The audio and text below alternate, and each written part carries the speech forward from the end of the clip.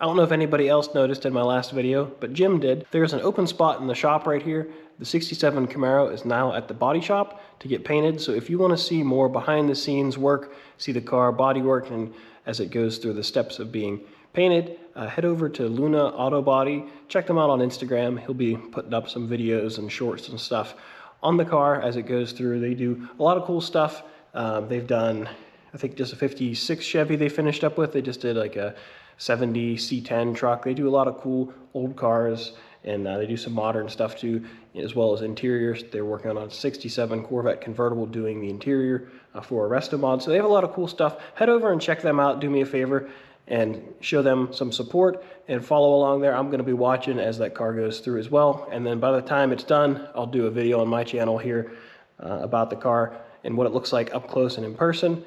But if you just want to see some stuff, head over there. And we have some space here now, which I'm already flowing into a little bit. My dad's going to do some work restoring some of the little parts and seats and brackets and getting stuff cleaned up and get it ready for the car to show up. The car won't be coming back in this building because this is the dirty shop, so we don't want to get that nice fresh black paint job dirty, so it'll be in the other garage.